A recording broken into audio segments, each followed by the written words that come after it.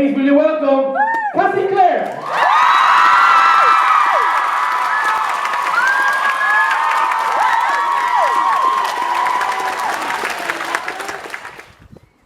Hey guys, it is almost 12 o'clock and I am just heading for the train. I've been in work since 6, so I started at home and then this is my lunch break now and I'm going to go into town, into the office, and then I am going to just hang around for a while and then go and see Cassandra Clare.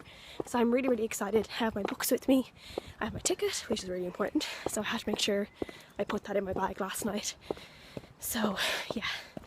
So we'll see how it goes. I'm really excited to go and see everyone, with Kevin and Kelly and all, because I've never actually met up with them before, which is crazy seeing as there's so few of us Irish booktubers and we've never actually really met up anywhere, so it'll be really nice to see them.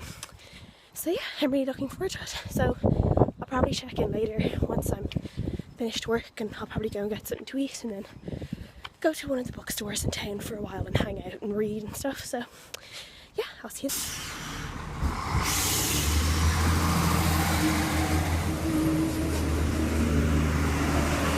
Hey guys, we're waiting for the Q&A to start and I am here with some new friends and they have bookstagrams. I'm actually Dream Thieves with an FS at the end.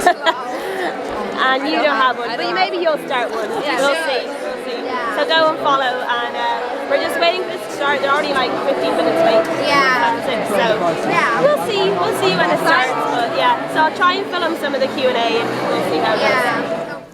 Where in the level for you, how far ahead are you thinking about this series? Like, as in the next worlds and the spin-offs and the, whatever you want to call them? Well, I have 5 series total planned for the Shadowhunter Chronicles. So there's the Infernal Devices. I'm just going to go in chronological order. The Infernal Devices, then the Last Hours, which is like a sequel to Infernal Devices. Then there's Mortal Instruments. We'll skip a century or two. Then the Dark Artifices, and the very last series is called The Wicked Powers, and sort of brings all the different characters together in a final adventure. So I've been planning Lady Midnight for a long time. If you read, actually in the City of Lost Souls, you see Julian for like a second, and his family, and you get this, and his sister Helen is kind of a more major character in the Mortal Instruments. So I've been planning to kind of talk about the Blackthorns and write their story for a long time, probably about 4 or 5 years before I actually got to do it. And the whole thing, like, it's funny when someone finishes a series, you kind of go, oh, you must have missed all the characters. Like, you're living in the dream. If you're like, I can just bring them back all over the place. No spoilers, but at one point I'm like, oh my goodness, it's like being on the red carpet. Sometimes I think you just did that to freak us all out. Also, nobody really stays dead, of course. Nobody stays dead. The LA setting, why LA? I grew up in LA. I moved there with my parents when I was about 4, and so that's where I was a teenager. That's where I had all my teenage experiences. Falling in love for the first time. Having my best friend. Learning to drive. All this stuff that was actually part of my own sort of growing up. Well, all happened in Los Angeles. So for me, it was I was kind of coming home to write about it. And are there any nods to places? Yeah, there are. Most of the places in the book are real places.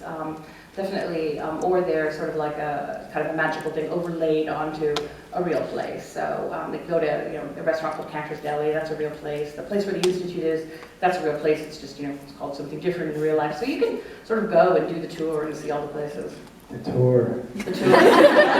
Somebody did online. There were went to all different places, and she sort of took pictures and compared them to the pictures inside the book, and was like, "This is the real place, the fictional place." I thought that was interesting. The TV/movies, the movie/TV. How much were you involved in them, and what? We'd love to know what you think of them. But B, I've never, again, like your sequel prequel campaign. I've never seen. And it's a testament to your books, is I've never seen a movie jump from the screen to TV so quickly, because people could see that if the movie wasn't right, this was the way to go. And that turnaround was amazing, I thought. It's just the speed of it. It usually takes about 5 years or something to recover from a movie screen and then something. Yeah, I know. Yeah, I was like, oh, it's going to be a TV show? What? Yeah, it was a couple of months or something like that. I'm not really, I wasn't part of the decision to do a television show, so, you know, I was actually living in London and I just got a call from them. They said, yeah, we're not gonna do a sequel, we're gonna do a TV show. And I was like, what, who does that? Okay. I thought it was an interesting idea. I mean, I wasn't really involved at all in the movie. I went on set and I, you know, met the actors and I sort of played around with the sets, but the first time I really saw the film was during the premiere.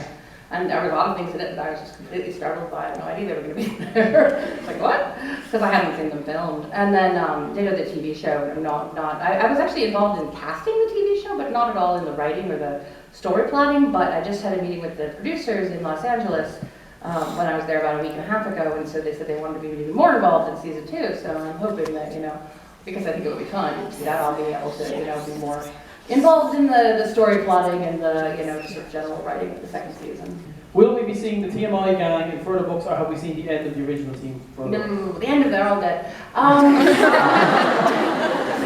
If you read Lady Midnight, and it's okay if you haven't, I know it just came out, then you know that you do see some of the characters from Mortal Instruments in it, Clarion J, Susie Magnus, brief, you know, catching up bit about what's going on in people's lives, and they do actually weave in and out of the Dark Artifices because they're friends with the main characters. So, the second book you're going to see a bit more Magnus and Alec and.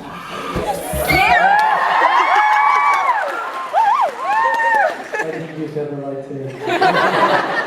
Magnus and Alec are always the right thing. Or church.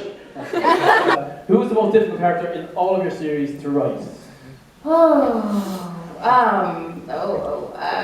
That's tough because I don't want to spoil Lady Midnight, but the villain of Lady Midnight actually, it was very, very, very difficult to write because it was somebody who I had sympathy with the reason that they were doing the thing that they were doing. Still a bad thing to do. You want your villain to be sympathetic in a sense, like you want to understand. No one's the villain of their own story, right? No one's like, I do evil because I am evil. They always think they're right, you know, you always think you're coming from a place of being the morally correct one. And so to write from the position of someone who thinks that they're doing the morally correct thing but it's very bad is difficult. Yeah, because I actually couldn't believe that person did that thing. Right! At what point did you suddenly decide that it was going to get so big? You hardly woke up and day one, I like this, and then you went, 5 other series based on this. It's Tuesday and nothing's happening. So at what point did you decide this could actually, you know, obviously it was in the first series that suddenly did Infernal, was that actually the first thing that came to your head, or did you already start thinking this could go to 5 different?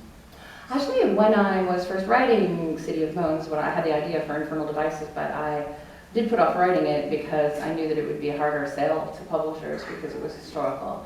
So I did City of Moans first, and I think most of the people I know, I mean a lot of them who write in fantasy worlds have a lot of, you know, books that they want to write, and you just have to be sort of lucky enough that the book takes off and is popular enough that you can support having a publisher get behind you and be willing to publish all of the books that you have in your head.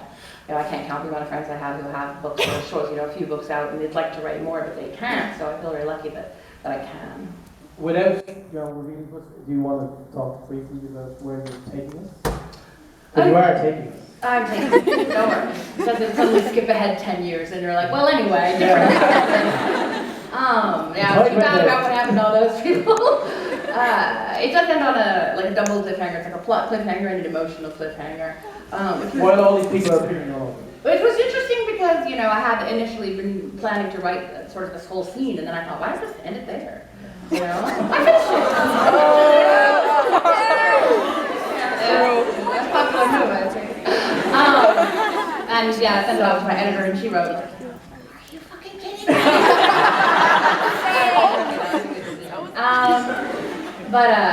Yes, okay, so I'm trying to keep the spoilers out of it, but there's, okay, so Lord of Shadows, we continue, obviously the story of Julian and Emma, and Mark and Christina, Ty and Libby, and also Kit, who turns out to be a very important character in the second book, and I don't want to go too much into him, but we go to Fairy, because I'd actually always wanted to write about what's actually in the Fairy world of the Shadowhunters, and so we leave the mortal world behind, go into Fairy, go to the Unseelie Court, and back to the Seelie Court, read into the Seelie Queen, see what she's been up to all the time. And of course the fairies are sort of fomenting their own kind of evil plan, and what are they up to, and you know, what is going on in the relationships, what happens with Emma and Julian, what happens with, you know, Mark and Kieran and Christina. That's all stuff that's covered in Horse Hashtag evil fairies. Oh my god, it's all kicking off. They're very scary fairies. Hi guys, I'm home with a cup of tea in my Winnie the Pooh mug, and I'm so happy. So yeah, the signing was really good, and the Q&A was really good. She's a really great talker and found out some pretty interesting things, which I'm really happy about. And yeah, it was really good. I really enjoyed it. There was a lot more waiting around than I thought there would be. I feel like there was maybe too much waiting around. Like we were waiting around about an hour before we got to go and queue for the signing, because they were kind of doing row by row. So I think that could have been a bit better. I'm not really sure, but got my book signed, so I'm happy. So here is my copy of Lady Midnight signed. That's awesome. I have never had a book signed before, so this is really cool. And then I got a stamp on my copy of Clockwork Angel. And then I got my friend's copy of City of Bone. I got her a stamp as well, wherever that is. There. That was cool. And I'm glad I got to vlog some of it. I didn't get to vlog all of it because I was kind of standing on my own for a while, and I was a little bit like, oh, I don't want to be like standing in the middle of all these people and just like talk to myself. So I was a little bit shy about that, but overall it was a really great experience. I really love it. I'm going to try and find as many these kind of events on as possible, because I don't think there's too much. Eason's do signings, which is a bookstore, but a lot of the time they're on like at 4 o'clock on a Tuesday or a Wednesday, and like I'm normally in work, so they're just on at a really awkward time all the time, and I don't know why. But yeah, I'm gonna try and definitely keep an eye out for more of these kind of ones, and I really love that. I think the amount of people that showed up to the Cassandra Clare one shows that these kind of events work. And then I think even another YA event, they did do one a few months ago, which I didn't get to go to. I kind of found out about it late, and then the way I was working, I probably wouldn't have gotten much time at it. But I think if they did another one of them, I would 100% go, and I really hope they do another event like that soon as well. So yes, that was good. So thanks for watching if you managed to watch all of it, and I hope you enjoyed it, and I'll see you guys again next time. Bye!